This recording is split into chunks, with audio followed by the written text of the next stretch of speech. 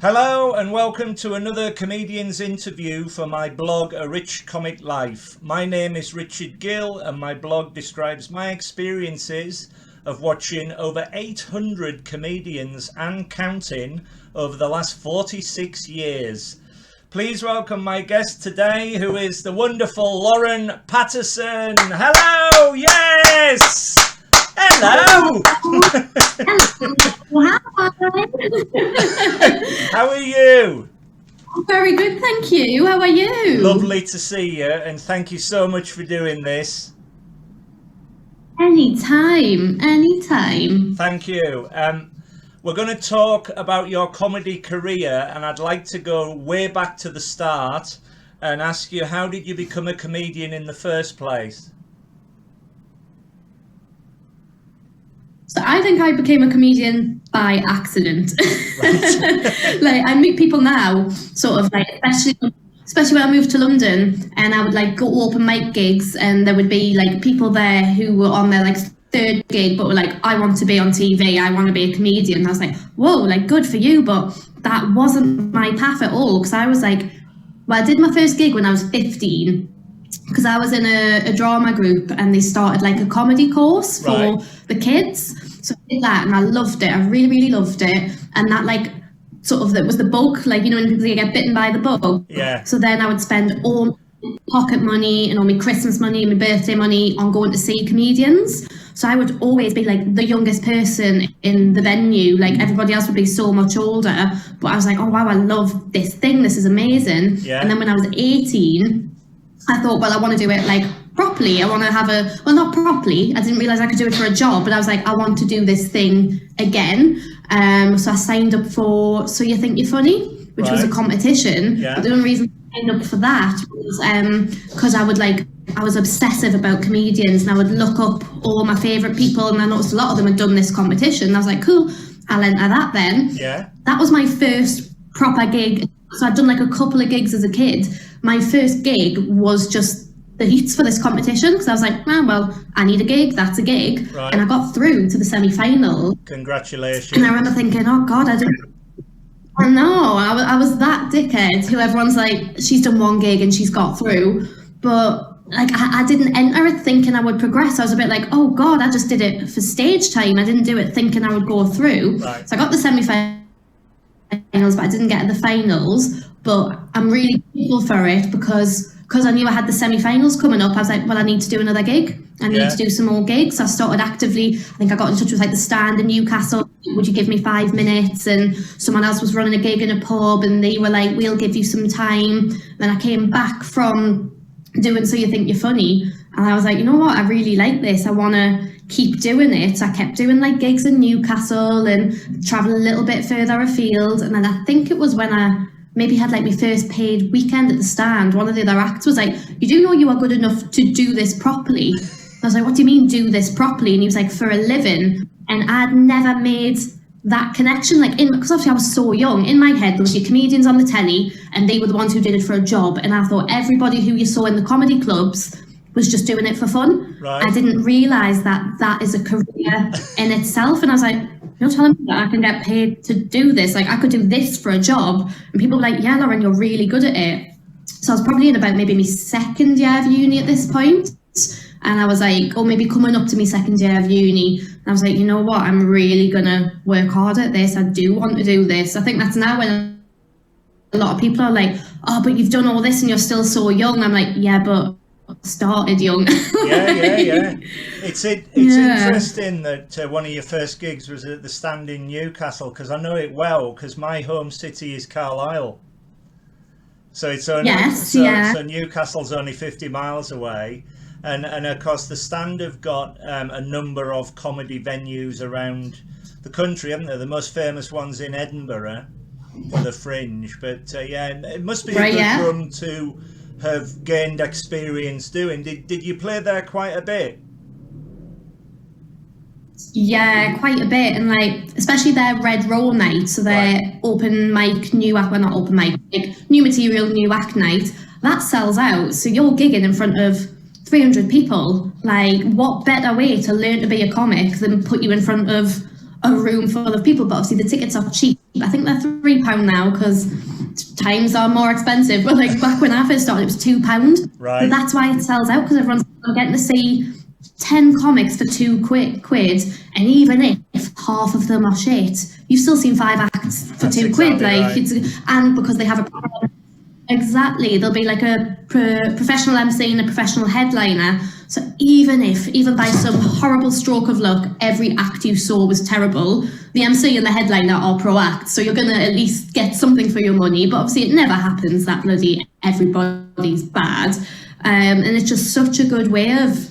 Yeah. It's like a baptism of fire, because once, especially like, I found the opposite when I moved to London and was doing open mic gigs, you're gigging in front of 4 people in the other acts, and you just think, but how can you ever really get like a true feeling of what it's like if you're just gigging in front of like so few people? Yeah. Whereas because you're gigging in front of like so many people, it's good for nerves, because if that's one of your first gigs, it's, you know, you're probably then when you start doing paid gigs, your audience number will drop. Well, 300. You might just be gigging in front of 300 100 is enormous to play. Yeah. Exactly. Yeah. When it's like full, it is just so amazing. And I just feel very lucky to have started somewhere where, like, yeah, maybe we don't have a massive comedy scene in like Newcastle. I know like a lot of London acts will be like, oh yeah, but it's great to start here because you can gig every night of the week, and you can. I totally get that, and I get the benefits of that. But to start in a city that just has one main comedy club that will champion you and back you, Yeah. and really help get you on that path, I feel very, very grateful for. I owe a lot to the Stand. That's brilliant. That's great, because I've been working in London for 29 years now, and of course there was when I came down here, there was everywhere. You could just go to any pub and there'd be a comedy night on. Did you go through all that, like you say, when you came down to London? You did your 5-minute spots with friends and things. Yeah, so that was part of the reason I wanted to move to London. I was like, I enjoy living up north and I'm getting enough gigs, but I was having to travel quite a lot. Right. So I would say like I would have to go to Edinburgh for the Stand, or Glasgow, or maybe I would go to like Manchester for a new act night. And it was a lot of travel. And I thought, you know what, why don't I just move to London for a bit, and I'm still prepared to travel and do all those gigs, but to base myself in a city where there is such a big comedy scene, I think will be really good for us. So I moved down, and I was like semi-pro when I moved down. I was already doing like Catherine Ryan's tour support. I was doing like paid weekends at the Stand, but nobody cared about that in London. None of the promoters cared. It was very much like, cool, bottom of the pile, like it doesn't, unless you're on telly or like doing paid gigs bloody everywhere, it didn't matter. So I happily turned up and did the open mic night. I did the bringer gigs. I just wanted to gig as much as possible. And I remember putting on Facebook one night, I needed someone to be me bringer for a gig. I needed someone to come with us. People were kicking off at us. They were like, why are you doing a bringer gig? Why are you doing that? And I said, because I have moved here to get better at comedy. Yes. I have a free night. I want to gig. And if it's the choice between doing a bringer gig and getting a stage time or not doing any gig, I will do the bringer gig, because I have moved here to gig and to work, and that's what I'm going to do. And like, obviously I wanted to get to a point quite quickly where I didn't have to do those gigs, and I did, but still when I moved down, I was very much like, no gig is like too bad for us sort of thing. If it's I don't care if it's like not a great gig or if there's only going to be a handful of people there. I was like, I want the stage time. That's how you get to be a better act, by just doing all these gigs, and really like, and I think that's why I had a good Edinburgh, because I was a bit bulletproof. I'd done any kind of gig you can imagine, I'd done it.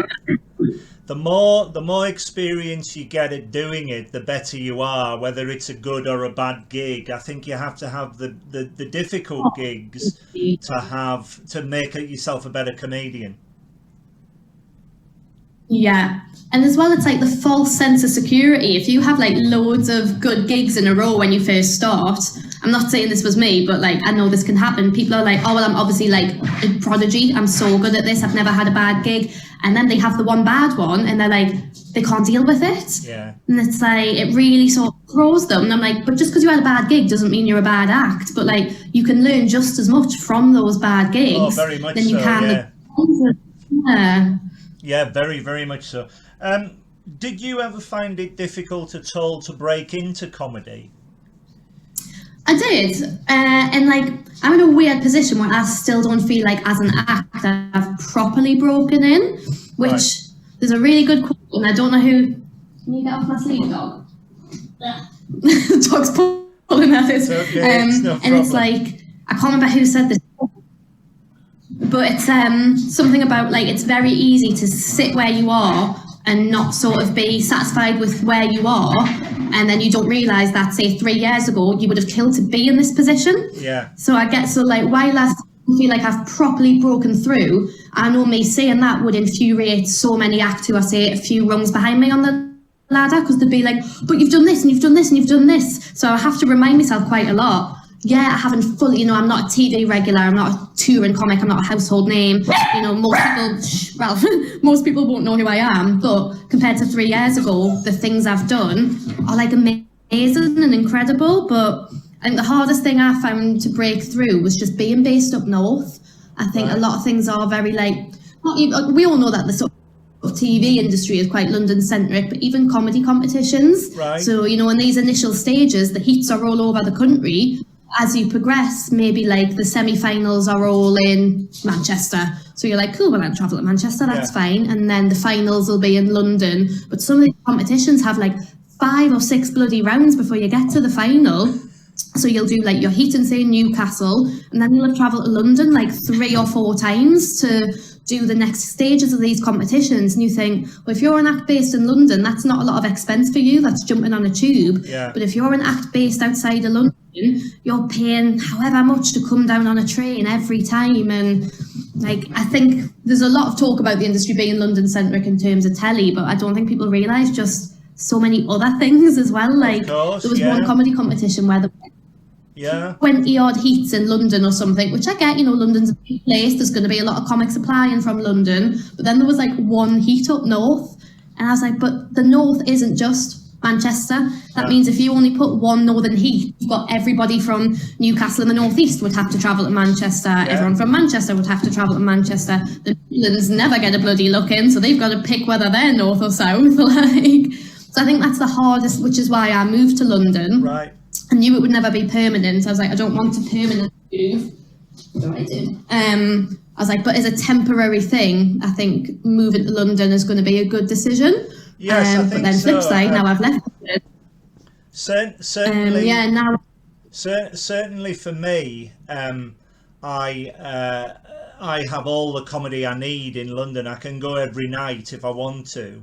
But when I go back to Carlisle, and I go back quite a bit, it's interesting to see even there how big comedy's becoming. They've now got 2 or 3 venues. They have regular comedy nights. They get big stars there, and it's great to see. And I go to Manchester regularly and Newcastle regularly. I go to the Edinburgh Fringe every year, and it's wonderful to see how it's developing. And I think. It's now a universal thing, certainly in Britain. Oh, definitely. Like, it used to be, maybe not so much for comedy, maybe this is more of a music thing, but when someone would announce like a national tour, and it would be like a lot of southern dates and then Manchester, Glasgow. But I feel like now, especially like when you look at comedy, like if you look at someone's tour poster, they go bloody everywhere, like everywhere, which proves that there is such a big appetite for it. And I love it. It's brilliant. So do I. That's why my blog appeared, because it's like every day, really with me. Do you suffer from any nerves before going on stage? And how do you cope with them? I get really well. Like, say if it's a gig like The Stand, like that's a gig I'm so comfortable with. I'd feel like a little bit nervous, but nothing too bad. Right. But the comedy store I still get really nervous at. Right. And there's just something about, you're in like the green room of the comedy store. It's quite like a little narrow green room, and the door is there, and that's the door you open, and you literally take a little step and you're onto the stage kind of thing. And there's just something about being stood behind that door with your hand on the handle waiting to hear your name so you can come through. Wow. And obviously like the caliber who do a store weekend, and you know they're all in the green room, and some of them might be watching you on the screen, and you just feel your heart thumping, because I feel like for a lot of comics, me included, the comedy store is the one you want to get booked at for like people who've come up through the like me and comics who really care about those circuit gigs, which I do, like the store is the pinnacle. So there's just something about that gig. And I spoke to some other acts about this who are like way further up the ladder than me, and they all said the same thing. They were like, because you work so hard to get to play the store, it's almost like those nerves never go away, because there's like a little insecure part of you being like, don't fuck it up, it's the store, don't like. well once you have played it, that's it, you know, you've reached a pinnacle in your career, because it is certainly when I first came down to London, that was one of the main places I went to. On the bill was John Maloney, he emceed it, Steve Gribbin, Phil Jupitus, Hattie Hayridge, and the top of the bill was someone called Charles Fleischer, who had all these funny voices, and he was never heard of again because he went to Hollywood and he voiced Roger Rabbit. So so it was amazing to see him. But that's the magic of the place. The atmosphere in there is incredible, and if you can conquer that with the nerves, then you know that really good luck to you. And I think like 23 or 24 when I got my first like full paid weekend at the stand at the store, and I remember thinking, God, like, not that you want to like blow your own trumpet, but I was like, I've done this by 20. So anytime I would have a moment of self-doubt, I'd be like, you are 24 years old and you are playing the store, Lauren. You just, anytime that you ever feel like you're not good enough or like you don't know if you can do it, you just remember you got to play the store by the time you were 24. Like, just doesn't get any better than that. Hold that with you. It does not get any better than that. Congratulations. Let's move on to Edinburgh. Your debut Edinburgh Fringe show was called Lady Muck in 2017. What was your first Edinburgh festival like? So I love, especially being like from Newcastle. Edinburgh's not far. Edinburgh, you can get from Newcastle to Edinburgh quickly. You can get from like where I lived in London to most other places in London. Like, madness. So I went up for the first time to do a play with like, because I did like a drama degree. So me and some mates went and did a play, and that was the year I did. So you think Funny was the year before. So that was like the year after. Right. And then I went up and did like a 2-hander with a guy who I'd met. He was from London, but I'd met him at a Red Row at the stand. Right. So me and him did like a 2-hander. And the following year, I did a 3-hander with some people from Newcastle. And then I did like a little work in progress thing, because I was like, well, I want to do my own show, but I don't know if I'm quite ready to hold that amount of time on my own. So I'll do a work in progress. I'll do like 40 minutes. And after that, I was like, yeah, I'm ready. Like, I want to do the hour. I want like the glory you get from like, this is my show, I'm not sharing it. So I did that in 2017 with and I get a lot of people being like, you must have known it was going to go well. Nah, I knew I had a good show, hand on heart. I knew I had a good show, and I knew I was damn proud of it. But I didn't think an act like me would get that level of attention in Edinburgh, because I was like a working girl. I was a girl from Newcastle, and I was a girl who had come up through the circuit. That's how I'd cut my teeth, and that's how I'd come up through the circuit, doing the clubs every weekend, not even just the weekend, like most nights of the week I was gigging. Like, I was really, really slogging. I've done the entire circuits. Like, I was really putting the graft in, and I don't think you always necessarily see like circuit acts get that sort of level of attention in Edinburgh, kind of thing. Right. So I knew I had a good show, but I was like, I don't think I'll get the broadsheet newspaper coverage. They're not going to go for, because I wasn't saying anything smart, and I wasn't, that's doing myself a disservice. But I wasn't like some people do choose to tackle very clever topics or make big pertinent points, and I wasn't doing that. That wasn't me. Right. Broadsheets aren't going to care about just chatting about me life. That's what it was. And it was I know that some people go up to Edinburgh and they're like, as long as it's ready by the end of the month. And I was like, I'm spending all this money to be here. My show's going to be ready for day one. Yeah. So PR was like, when do you want press to come in? I said, well, let us have the 2 preview days. What's that, like Wednesday, Thursday? I was like, but by like Friday, yeah, cool. The press can come in, get them in early. Don't care, my show's ready. Like, sorry, but if people are paying 10 quid to see me, it's going to be Like, I felt so bad at the thought of possibly doing a show that wasn't like as good as it should be on day one. And I think I had a reviewer in very, very early doors. So obviously the festival starts properly on the Friday, and I think a review came out on maybe the Monday or the Tuesday, and it was 5 stars from the list. Wow. And when they tweeted it, it was their first 5-star review for a comedian at the festival, because obviously it was like, what, day 3 or something? It was very early. That's fantastic. And there was like, there's more. You almost feel like every comic's head just go and like turn to look at us, and suddenly I just had the, because I think again people knew I was a good comic. I was a good club comic. Had a good 10 minutes. At the time, I don't know if I was doing 20s, but you know, maybe I'd done the odd 20 and had like a decent enough 20. But I don't think people knew I could tackle a show an hour. And I was like, don't underestimate this. You all right, Ralph? You on the park? Are you barking?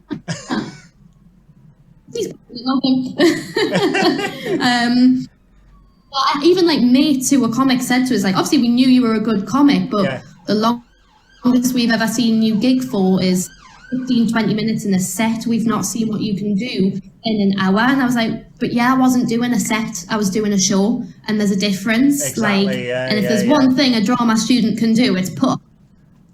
And just suddenly it was mad, because my show started selling out like on the day. So I'd wake up in the morning, I'd have a text and they'd be like, your show's sold out today. And I'd be like, amazing. And then suddenly it would be, tomorrow's show would already be sold out. And then very quickly it became not just tomorrow's show, but the day after show. I was watching on, you know, on like the little Fringe website on the calendar. I was watching these dates go red. And I think like maybe towards the end of the first week, my show was also sold out for like the entire following week. And I was like, genuinely, what is happening? Like, this is like the debut year that you dream of, but it doesn't happen. And then it was 2 weeks into the festival, and it was so the halfway point, and I had me day off the following day, like my only day off of the Fringe. And I checked the website, and I was with my friend Tom Horton, and I went, Tom, it's all sold out. And he was like, what? And I turned my phone around and every square was red. I was like, I've sold out the whole bloody month. Well done, you. That's brilliant. It was just mad, and it was just such a lovely month where I felt like, because I felt like in comedy, and I still feel a little bit like this now, but like more so I felt it at the time, that I was always the bridesmaid but never the bride. So I got to the competition finals but I never won. Competition finals but I never placed, and like I say, I would smash a gig on the circuit, but I wouldn't be the one who got like, you know, like other acts do this really well-meaning thing where they'll hype up other acts. Oh, I saw this act tonight and they were great. You should book them. You should do it. I was never that act who got hyped up. And I was like, so I always felt a little bit like maybe underrated, yeah. And it was just this lovely moment where I was like, see, Lauren, you can do it. You can do it. You are good. I think you're being very hard on yourself, because whenever I've seen you, the wonderful thing about your act is how down to earth you are, and everybody who wants to be a comedian should be able to express what they want, and you do that in such an endearing way, and I'm always ending up laughing at you, and with my big laugh, that can only be a good thing. So yeah, don't ever put yourself down, because you are a terrific comedian. That's the thing, I'd always known or felt that I was a good act, but you know, when you feel like you're not getting that like wider attention, I was like, well, that's fine, I'm happy to just do the circuit, I enjoy doing it. But I was like, I wish like people would talk about me like that, and I wish people would believe me like that, and I wish people would get behind me like that. And then suddenly I had this month, and it felt like everybody then suddenly, it was almost like I'd known all along what I could do, and it took that Edinburgh show for other people to see what I could do. And I was like, see, I can do it. I just needed people to bloody sit in. It is. In 2017, you were nominated for Best Newcomer at Edinburgh, and also nominated for the Amused Moose Best Show. Tell me more about these experiences. Getting the newcomer nomination was mad, and as well, people were like, well, you must have expected it, your show sold out every day, you were getting 4 and 5-star reviews, you must have expected it. And I was like, no, because one of my favourite comics, Louisa Omerlin, had written 2 amazing shows, Beyonce, What Would Beyonce Do, and Am I Right Ladies. Neither of those shows got any awards recognition. They were not nominated. those shows sold out every night. People were queuing down the street to get in. She was getting 4 or 5-star reviews. I was like, just because your show is smashing it with the audiences and even smashing it with the press, like getting good reviews, doesn't mean the awards panel are also gonna give you that recognition. So I was like, I'm never for a second thought or allowed myself to think just because it's going well, that must mean I'm automatically going to get nominated. And the whole time I said, if it happens, it happens. If it doesn't, I can't be sad. How could I be sad when I've had the run that I've had? Yeah. I remember the day that the nomination get announced, my agent took us for breakfast. And looking back with the benefit of hindsight, she obviously wanted to distract us, but I was just like, breakfast, yes please. So I had connection in my head.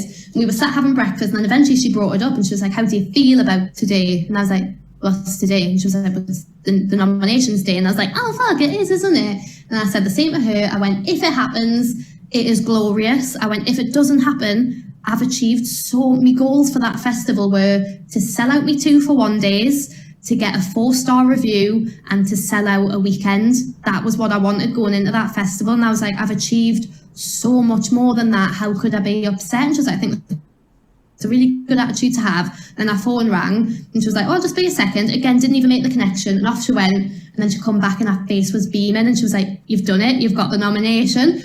Wow. So I started crying in the middle of this bloody cafe. But it's like until 3 o'clock, so you can't tell anyone till 3 o'clock. And I took that so seriously. I didn't even tell my mum and dad. So then me PR and me agent took us for a drink. But obviously this is midday maybe? And I had me show at 7, so I was like, well, I can't get pissed. 5:45 my show was. I was like, I've got a show in 5. And that sort of took up till about 3 o'clock, and at 2:59 or something, I texted my mum and dad, and I was like, I've done it. I've only gone and done it. And then I remember when it got announced at 3 o'clock, my phone just went mental, and it was a mix of people congratulating us and also people being like, obviously congratulations, but you knew you were going to get this, didn't you? And I was like, genuinely no. And as well, how awkward would it have been? Because you see this happen with acts who go, yeah, I'm going to get it. I'm going to get nominated. Of course, look at me show, look at the reviews, I'm going to get nominated. And then they don't, and they got it. So I was like, but like you said before, I'm very humble. And I was like, I'm never going to allow that thought across my mind. So that was. It's such a lovely success story, though, because to get nominated and to think that you might not have got nominated, it's wonderful when you do. I spend my holidays at Edinburgh. I go there every year. And I see about 50 shows in a week, and it's just incredible. The atmosphere, it's just an extraordinary experience and highly recommended. So your show was Lady Muck, your solo show. How did it come about? Where did you get the idea from it? How do you get your ideas, and how do you go about your writing process? Originally, when I did the work in progress, I think a lot of people thought I would keep that 40 minutes and add 10 minutes on. That was never my intention. And when I got to the end of that month, I was like, I'm bored of all this material. It was material about being at uni and being a student, but I wasn't those things anymore. I'd just graduated from my master's. Obviously I was ready to move to London. I think I was just about to move to London. I was like, none of this material is relevant anymore. It was about living with me ex and my current boyfriend. And even then I was like, but I've moved out of that house. And I was like, yeah, I'm bored of all this material. But I called the show Lady Muck because of my original idea. When I came back, I was like, I'm going to scrap all that. I'm going to write brand new material, debut hour, new stuff, bang, going to work really hard. And I think my show is going to be about not feeling like I'm very good at being a woman. I feel like a bit of not a boy in a girl's body or anything, but I'm not very ladylike. That was the thing. I was going to write about sort of being a bad woman, that kind of thing, and am I a bad woman sort of thing just because I don't do this and do that. So that was going to be the whole how I'm not very good at being feminine and girly and all this stuff. So that was called Lady Muck, and that was my idea. And then around the sort of got into the new year, and I was like, I think that's boring. I'm not sure. And I had this idea about tracking down my ex-boyfriends, because at the time I had I was going out with a boy at the time, and then I had sort of the ex who I'd lived with and another ex, the guy who ghosted us. And I was sort of maybe that, because a lot of my material had been about living with the ex and the current boyfriends, and I was like, that that's the stuff I like writing about. And I was like, oh, maybe I'd write the show about tracking down all my ex-boyfriends, finding out what I did wrong, and how I can sort of become a better person. So I was like, it's kind of taking that not being a good woman, but sort of like twisting it a bit. I started like doing this, but then I broke up with the boy, and I was a bit like, oh, well, I don't really want to. And it was a very sad breakup, because we didn't break up because we didn't love each other anymore. I broke up with him because I was living in London. I didn't think it was fair. And I decided straight away, I was like, I can't write about this breakup yet, because one, too soon, one's not funny, two, raw, there's nothing funny in this breakup. Yeah. So I was like, I'm not going to break up directly, but I like this idea of like tracking down the exes and stuff. And I kept mentioning this guy who ghosted us, and eventually people were like, that is the story, that's the interesting thing. So when I first started doing the previews, I would talk about how I just had a breakup, and how it made us think about like the other breakups and maybe what I did wrong, what I could do better, like how to not do these things again, how to like improve as a person. But then I would not mention this boy again and spend the rest of the hour talking about this one who ghosted us.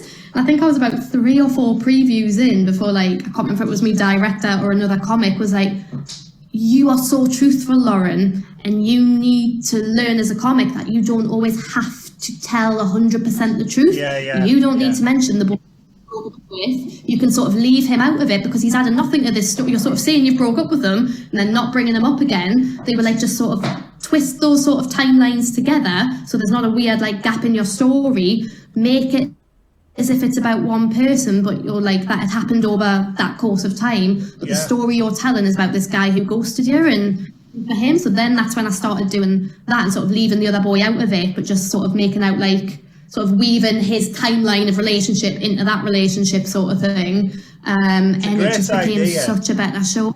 Yeah. It's a really good idea. How do you get your ideas for new routines or new shows or anything like this?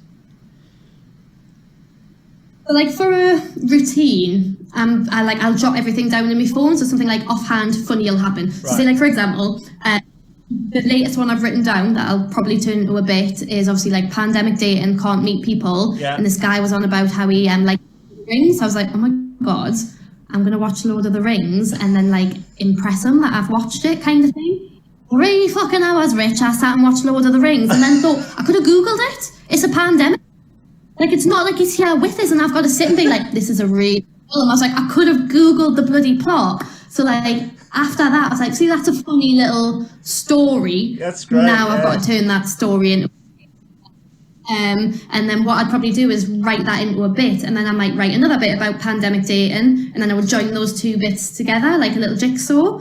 And then I might think, oh well, what's some material I've already got about like relationships? Oh, the stuff about me ex. So tell you what, I'll do the stuff that's tried and tested about me ex, and then that's a nice little segue to, oh, now I'm dating in a pandemic, sort of segue into that. And then I've got these little bits, and I very much like join it all together. Like I like to look at what I've already got and what my new ideas and how those things will feed into each other, and like how I can weave those in so that when I do start doing it in the clubs, you're not just like dropping a new bit in with no safety net around it. You're like, cool, I'm doing a bit that I've been doing for a little while. I know this bit works. This links up nicely to me new bit, drop that in, and then I've got another tried and tested bit after. And then eventually that slightly weaker bit in the middle will become as strong as your other bits, and it's all seamless. and of course, doing it your way, it will, my guess would be, it's easier to remember as you link it all through. Oh, definitely. Yeah. Definitely. Like, especially if you're sort of like just drip feeding in one little new bit at a time, and joining the material always is quite like anecdotal as well, and I like it to make sense and to link up, and like it just makes it so much easier to remember if you're like, right, I'm going from this to this to this to this. Yeah. As you said earlier, you've supported on separate tours, amongst others, Catherine Ryan, Jason Manford, Kerry Godliman, Stuart Francis and Dane Baptiste. Tell me more about this. Tell me more about being a support act. Did you get a lot out of doing it? It must have been good experience. Yes. Like, especially when I was supporting Catherine Ryan, so that all kind of came about. Like, I didn't even have an agent when I was supporting Catherine Ryan. Wow. I was still at uni. I was like 20.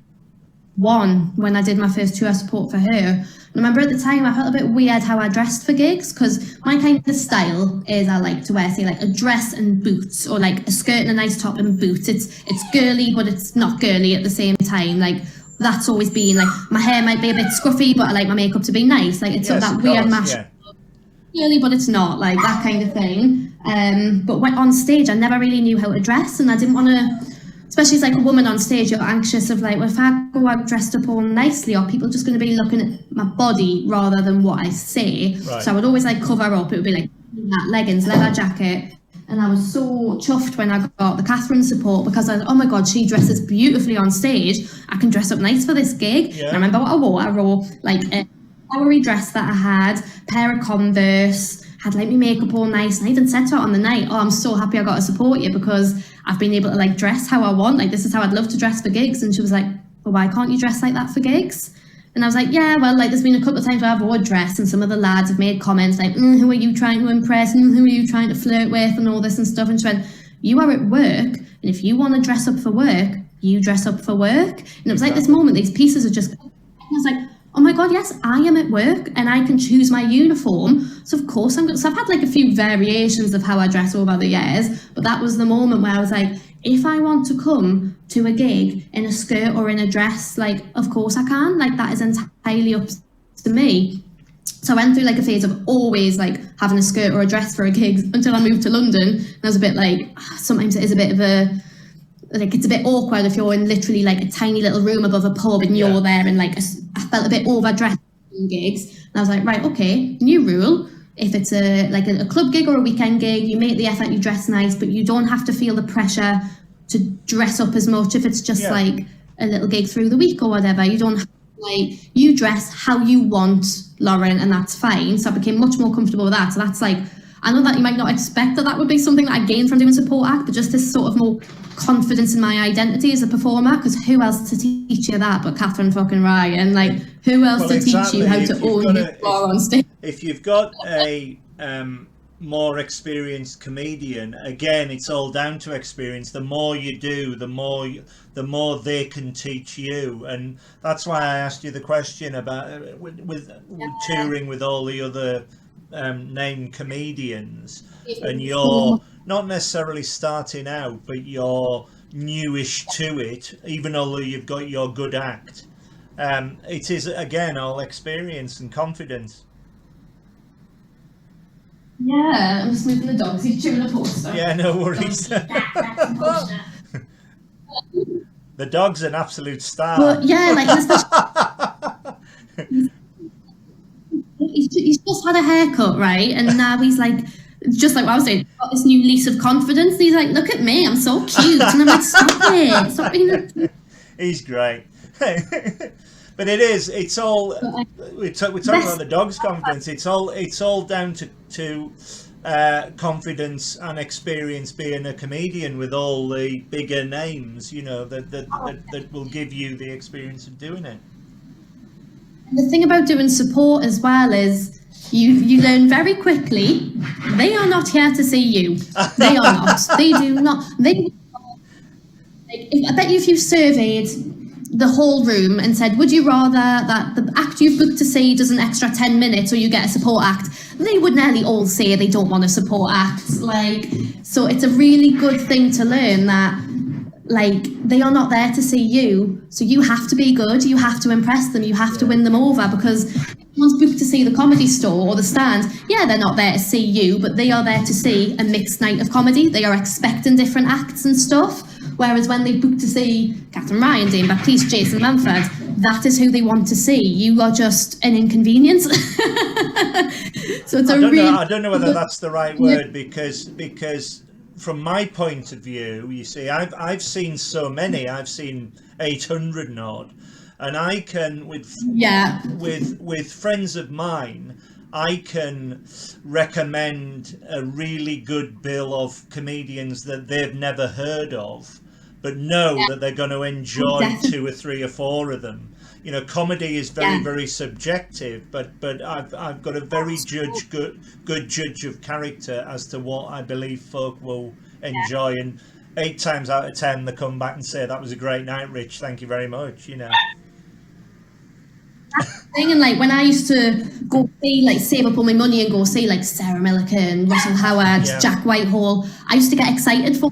Oh gosh, I used to get excited for the support act because I'd be like, oh, I don't know who the support act's going to be. There's a solid chance I'm never going to have heard of them, let alone. So I used to love that. But there is a moment when you become the support act and you walk out and you see like 5 or 6 rows of empty chairs. There are some people who, especially if on the website it's listed X time the support act's on, and then there'll be an interval, and then there are people who won't turn up until they'll deliberately skip the support act. Right. So you can see people coming in like 15 minutes into your 20-minute set because they're like, oh, well, it doesn't matter if we're late, there's a support act on. Which I think is the wrong attitude, because I'm like you, I love comedy, I like to see them, but I think it's a good thing as a comic. I think it's grossly unfair that, because you're there for the whole night.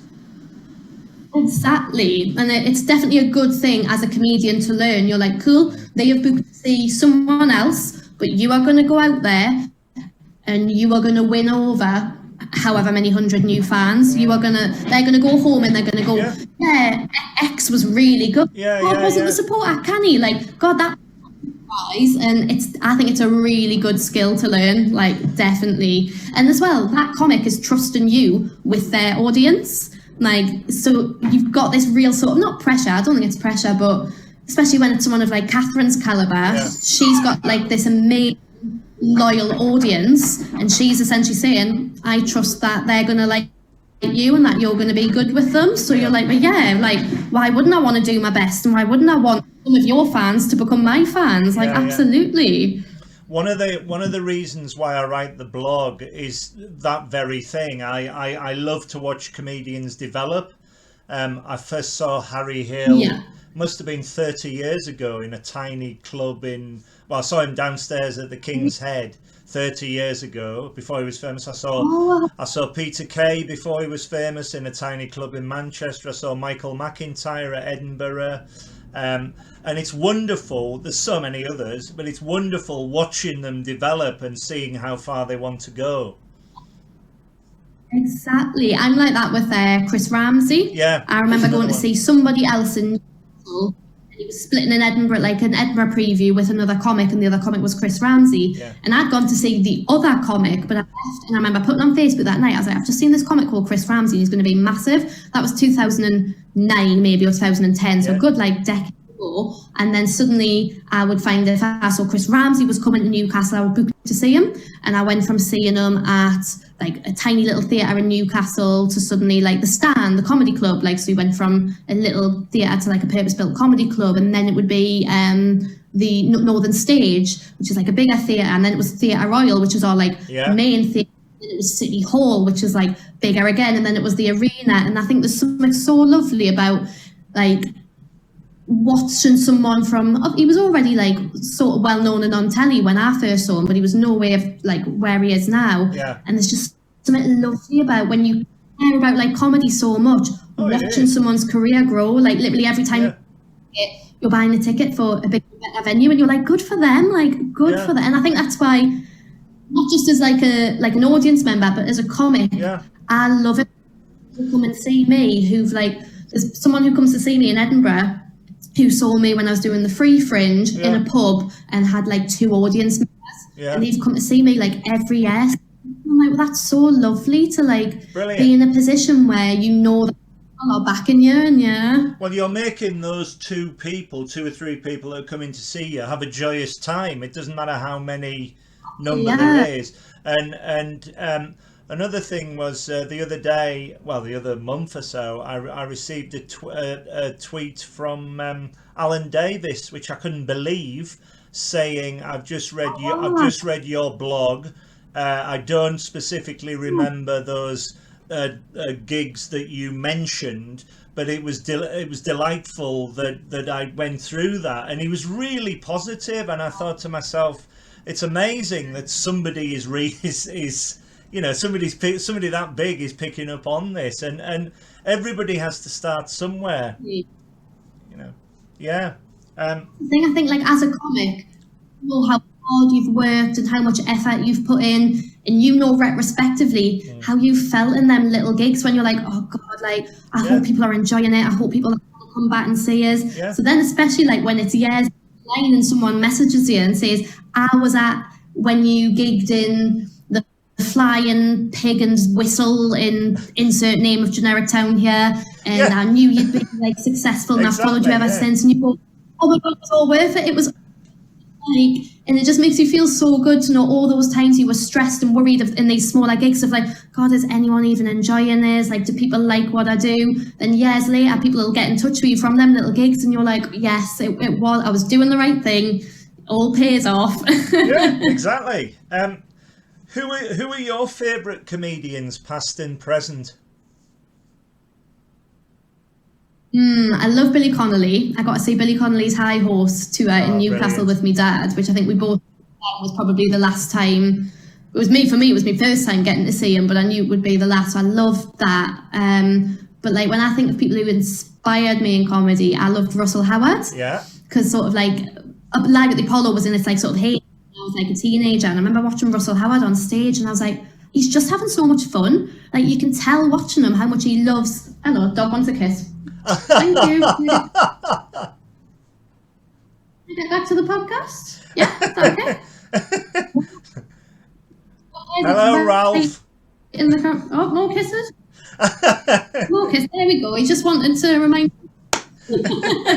But yeah, Russell just looked like he was having such a lovely time, and I was like, well, that's like joyous to watch, and that's how I feel when I perform. So and I got a gig with Russell for the first time in the summer. It's some like socially distanced gigs at Pattison, and I felt like a teenager because I thought, God, I had your posters on my wall. Like I literally like idolized them. Like went and saw all these shows, like. And it wasn't like one of these weird like fangirly, like generally just as a comedian, I thought you were just so brilliant. Yeah, he is. And so I loved him. I loved Sarah Millican and Catherine Ryan. Like, absolutely love both of them for like very different reasons as well. Like, love them. And there's then like, I don't want to say like the lesser known comics because I think that's doing them a disservice. But obviously it's easy to point to like the TV comics you look up to. But then when I started gigging on the circuit, people like Laura Lex. Brilliant. Like I remember like meeting and working with Laura for the first time, and I was like, you are incredible. Like, and she's obviously so much more than an MC, like, but she does a lot of MCing. Yeah. She's a wonderful comic in every respect. But I was doing like this really like not very nice gig with her, but just her being there made me feel so much more relaxed as an act. And I was like, you know what? I can't remember what gig it was. Maybe it was like a bloody Jongleurs or something like that, or whatever Jongleurs became. So I think I knew it was going to be not maybe the nicest of gigs, but just the fact I saw Laura's name on the lineup, I was like, but it's not going to be awful because Laura will make it as unawful as possible. And then you sit and watch her on stage and like, I said to her, I went, you're the perfect example of like, I don't want to say you like mother the crowd. No, I went, but you're like a cool auntie on stage because you can fuck about with everybody and, you know, we're all having a laugh. But the second someone crosses the line or like someone's chatting or someone's being disrespectful, you're like, oh, darling, oh no, that's not gonna. So she can really like shoot people down and take back control of the room, but not in an aggressive way. Just beautifully like, no, that's not going to happen, is it, babe? No, I've got the mic, you don't have. And I love, she's one of the people who, if I see she's on a lineup, I'm like, I don't care if the gig's bad because I'm getting to work with Laura. Like, yeah, exactly. Yeah. There are comedians that I feel like that. I think if so and so's on a bill, I'm going to have a great time, and invariably I do. When you were talking about Russell Howard, it was funny because I first saw him at the Edinburgh Fringe the year he took off, and I saw him do 10 minutes for BBC Comedy Presents, and it was just this wild thing running around, and I thought I'll go and see the hour-long show. And I just bought a brand new mobile phone, and I'm sitting getting ready for him to come on, and my phone goes off as he straight away as he comes on, and I couldn't switch it off. So I became the butt of the joke for about the first 10 minutes until I could switch the flaming thing off. But he was brilliant interacting with the audience, and I thought he's going to get angry in a minute because this thing's not going to stop. But he was wonderful. He really made comedy out of anything, and I think that's the sign of a great comic. That's why I love Ross Noble as well. Yeah. Like, I would often go and see Ross Noble with my dad when I was sort of like 17, and just like someone would cough in the 8th row and he would do 20 minutes about it. Like, he's just got such an I could never do that kind of myself. I don't have the brain for it, but I think watching Ross is just watching a masterclass in comedy. It really is. Brilliant. Like, yeah. But he ties it all back together. Comics where something will happen and they'll go off on a riff about it, but you think, oh, but they never came back to the bit they were doing. But Ross has got like 9 plates spinning at once, and every single one of those threads will be tied up and every joke will get finished. And I'm like, mate, your brain is amazing. Wow. No, he is. Like me, before you were a comedian, did you go to a lot of comedy gigs as a member of the audience? So many. I've got all my tickets from about 2010 maybe. Wow. I take like a read in City Hall, and there's like this one phase where it must have been where things like Apollo were really sort of big, and you know, the kind of golden years where someone would be on Apollo and their tour would sell out, like that sort of thing. And I think there was 1 month, and I must have been maybe about like 16, 17, and I went to see like Peter Kay, John Bishop, John Richardson, Sarah Millican, Rod Gilbert, like all amazing comics, but all within the space of like a couple of months of each other and stuff. And I went to see so much comedy. Can't get because enough of it once like, you've got I just the love. bug. Oh, definitely. And like, even before, like, because obviously I'd done my first sort of gig at this point, like in a very loose term, I'd done it at the youth theatre, but I wasn't performing stand-up properly. But I just knew I loved this world, and I was like, so a lot of my mates would maybe prefer to save up for like a holiday, or maybe they'd want to go to like a music gig or something. I'd be like, nah. I was like the weird kid who just wanted to go see so much comedy. Great minds. We are great minds. I'm exactly the same. I have a giant spreadsheet of every act I've ever seen since the 70s. Yeah. It's extraordinary. My favourite about the Edinburgh Festival isn't like doing my own show. It isn't even seeing all my friends. It isn't even drinking till 5 a.m. It's making my spreadsheet of shows that I want to go and see. Oh, I love it. I love it. I cannot get enough of it. I tell you, it's great.